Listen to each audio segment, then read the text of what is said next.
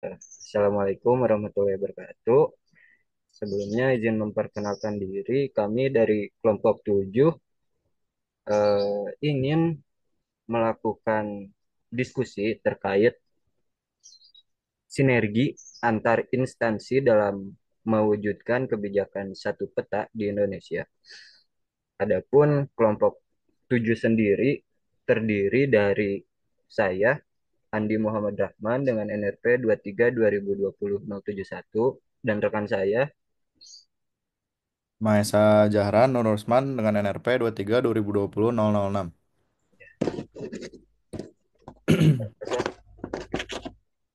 Gimana gimana? Mulai man. Oh, Ya, jadi gini man. Eh, aku baru baca artikel tentang kebijakan satu peta. Nah, katanya tuh itu bisa jadi solusi besar buat masalah tumpang tindih lahan di Indonesia. Tapi aku masih belum paham semuanya gitu sepenuhnya lah. Kenapa sih kita butuh kebijakan kayak gitu? Kira-kira gimana? Kira-kira kata kamu gimana man? jadi kebijakan satu peta itu intinya menyatukan semua peta tematik dari berbagai instansi pemerintah jadi satu referensi geospasial yang sama. Nah, satu referensi geospasial yang sama itu teh tujuannya biar nggak ada lagi data yang saling bertentangan atau nggak sinkron. Hmm, gak sesuai gitu menurutnya man. Hmm, gitu. Masuk akal sih.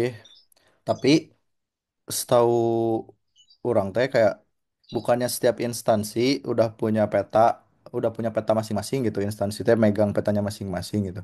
Kenapa harus digabung? Nah, ya, di situ masalahnya teh bayangin aja kalau ada satu peta gitu yang dibuat oleh eh, Menteri Lingkungan Hidup atau Kehutanan. Nah, peta itu yang menurut peta kehutanan itu bilang bahwa suatu wilayah itu disebut hutan lindung. Tapi pada peta yang dibuat oleh Badan Pertanahan Nasional menyebutkan bahwa wilayah yang sama tersebut itu area pemukiman. Nah, akibatnya akan sering terjadi konflik antara masyarakat, pemerintah, bahkan investor dari ketidakcocokan informasi pada kedua peta yang dihasilkan instansi-instansi tersebut. Oh, jadi jadi kebijakan dan pembangunan bisa terhambat dong. Karena datanya nggak sama gitu, nggak selaras lah. Bisa jadi kalau datanya nggak akurat dan konsisten gitu, gimana bisa bikin kebijakan yang efektif. Nah, makanya lewat kebijakan satu peta ini eh, Badan Informasi Geospasial atau BIG yang ditunjuk jadi koordinator untuk menyelaraskan semua data. Nah, tantangannya tentu besar, tapi hasilnya teh bakal sangat signifikan. Oh, berarti kerja di BIG agak merepotkan ya. Soalnya instansi-instansi kan punya kepentingan masing-masing gitu. Emang emang mereka-mereka bisa diajak kerja sama ya, Man? Nah, gitu eh, tantangan terbesar lah yang dihadapi pada saat pembuatan kebijakan satu peta ini. Jadi BIG nggak cuma ngumpulin data tapi juga memfasilitasi dialog antara instansi. Mereka bakal bikin forum diskusi rutin, terus memastikan semua pihak sepakat gitu soal standar teknis, dan yang paling penting menguatkan komitmen dari berbagai data yang bersumber dari instansi terkait gitu, dari macam-macam Hmm. instansi.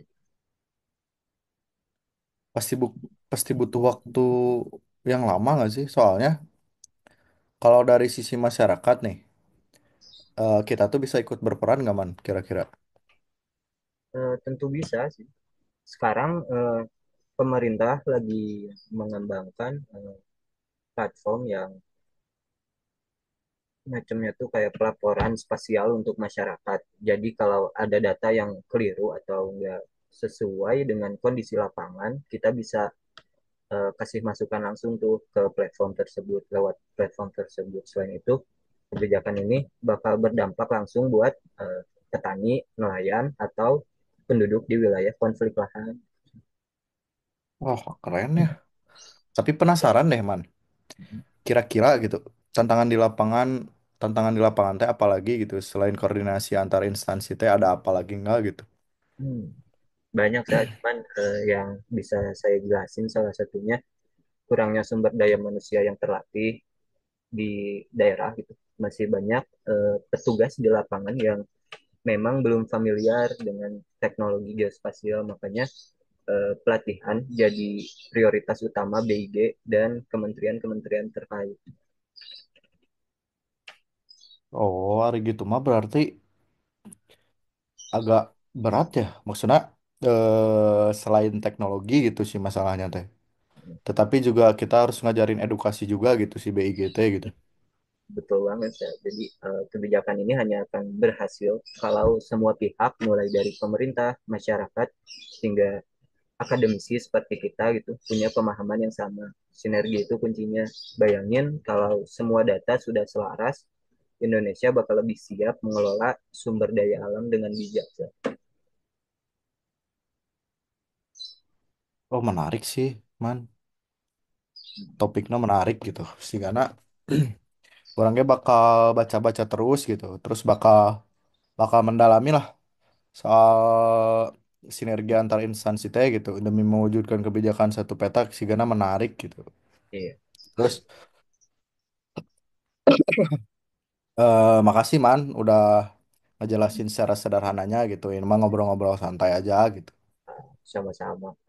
Saya juga senang gitu kalau kita bisa ikut kontribusi lewat cara kita masing-masing. Kita ini kan generasi muda, jadi penting lah buat sadar isu-isu kayak gini. Apalagi kan kita dari mahasiswa geodesi kan.